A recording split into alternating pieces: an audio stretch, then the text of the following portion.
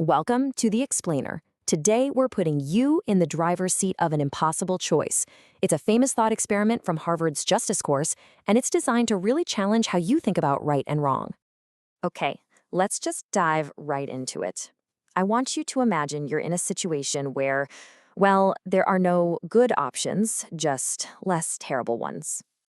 So picture this. You're at the controls of a trolley car, and it is hurtling down the tracks at 60 miles an hour. You try the brakes, nothing. They're completely gone. And that's when you see it. Up ahead, there are 5 workers on the track. There is absolutely no way to stop in time, and you know, for certain, that if you crash into them, all 5 will die. But then, you notice a side track off to the right, and on that track, there's just one single worker. Now, you can't stop the trolley, but you can steer it. You have a choice to make. So, here it is, the big question. What's the right thing to do? Do you turn the trolley onto the sidetrack? You'd be killing 1 person, but you'd be saving 5. Well, when this exact question is posed to people, the answer is pretty overwhelming. The vast majority say yes, turn the trolley.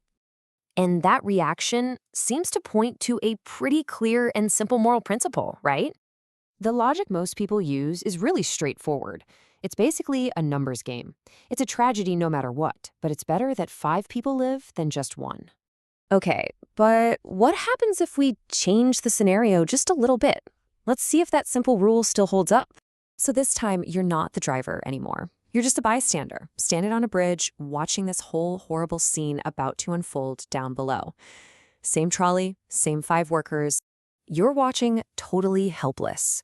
But then you notice a very large man standing next to you, leaning over the railing.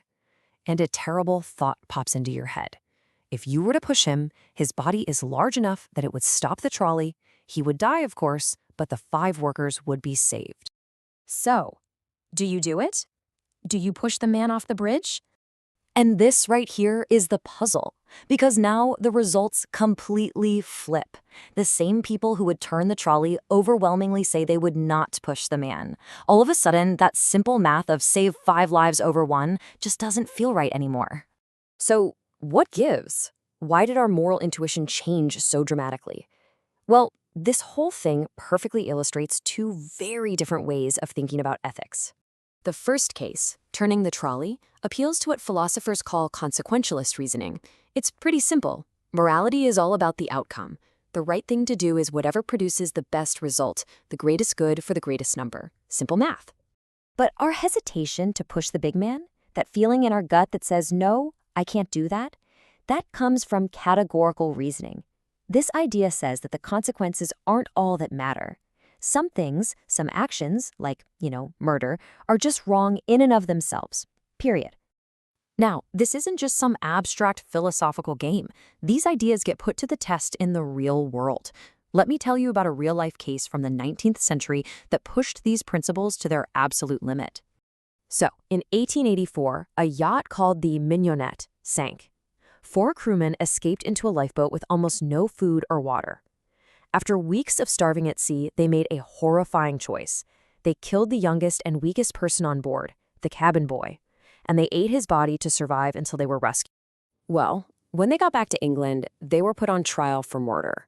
And the arguments in the courtroom were basically consequentialism versus categorical thinking. The defense said, look, it was a terrible necessity. 3 survived because 1 died. But the prosecution argued that murder is murder, that the cabin boy had a fundamental right to life, and the fact that he didn't consent made it indefensible. So what are we supposed to take away from these gut-wrenching scenarios? I mean, why even ask these kinds of questions if there aren't any easy answers?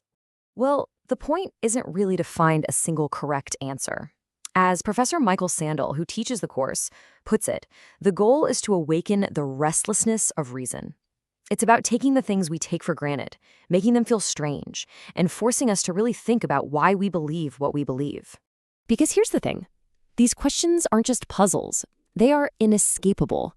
They reveal the hidden moral principles that guide our own lives and our society.